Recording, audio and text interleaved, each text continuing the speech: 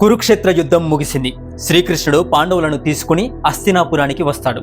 తన 100 మంది పుత్రులను పోగొట్టుకున్న ధృతరాష్ట్రుడు శోకంలో మునిగిపోయి ఉన్నాడు. కృష్ణుడి రాకను గమనించిన ధృతరాష్ట్రుడు ఎదురు వెళ్లి బోరున విలపిస్తాడు. చిన్న పిల్లాడిలా ఏడుస్తున్న ధృతరాష్ట్రుడిని శ్రీకృష్ణుడు ఓదార్చేందుకు ప్రయత్నిస్తాడు. ధృతరాష్ట్రుడి దుఃఖం కోపంగా మారి శ్రీకృష్ణుడినే నిలదీస్తాడు.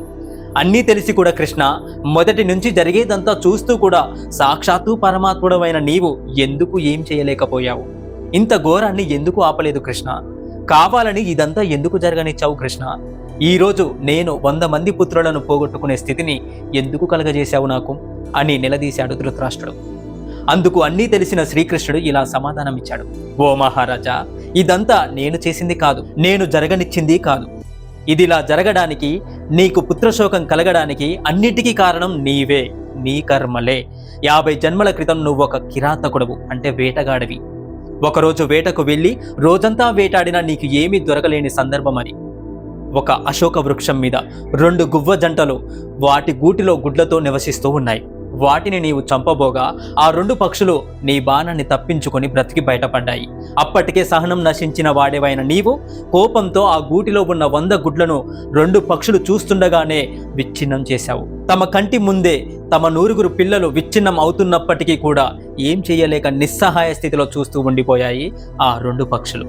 ఆ పక్షుల గర్భశోకం దుష్కర్మగా మారి నిన్ను వదలక వెంటాడి ఈ జన్మలో నిన్ను ఆ పాపం నుంచి విముక్తుడను చేసి కర్మబంధం నుంచి విడిపించింది. నువ్వు ఎన్ని జన్మలెత్తినా, ఎక్కడ ఉన్నా, ఎవరు నిన్ను ఉపేక్షించినా, ఎవరు నిన్ను శిక్షించలేకపోయినా నీ కర్మ నిన్ను తప్పకుండా వెంటాడుతుంది. వదలక వెంటాడి ఆ కర్మఫలాన్ని అనుభవింపజేస్తుంది. కర్మ నుంచి ఎవరు కూడా తప్పించుకోలేరు ధృతరాష్ట్ర మహారాజా అని పలికాడు శ్రీకృష్ణుడు. ధృతరాష్ట్రుడు సమాధానం పడ్డట్టుగా అనిపించినా మళ్ళీ శ్రీకృష్ణుడిని తిరిగి ప్రశ్నిస్తాడు. అదేంటంటే, కృష్ణ, కర్మ అంత వదలని మొండిదే అయితే 50 జన్మలు ఎందుకు వేచి ఉన్నట్టు? ముందే ఎందుకు శిక్షించలేదు అని ప్రశ్నిస్తాడు ధృతరాష్ట్రుడు. అందుకు శ్రీకృష్ణుడు చిన్న చిరునవ్వు నవ్వి, ఓ మహారాజా, 100 మంది పుత్రులను ఒకే జన్మలో పొందాలంటే ఎంతో పుణ్యం చేసుకోవాలి, ఎన్నో సత్కర్మలు ఆచరించాలి. ఈ 50 జన్మలు నీవు ఈ 100 మంది పుత్రులను పొందడానికి కావలసిన పుణ్యాన్ని సంపాదించుకున్నావు. 100 మంది పుత్రులను పొందేంత పుణ్యం నీకు లభించేదాకా ఈ కర్మ తన పని తాను చేయలేకపోయింది. అది ఇప్పుడు జరిగింది అని సెలవిచ్చాడు. అది విన్న ధృతరాష్ట్రుడు ఒక్కసారిగా కుప్పకూలిపోతాడు.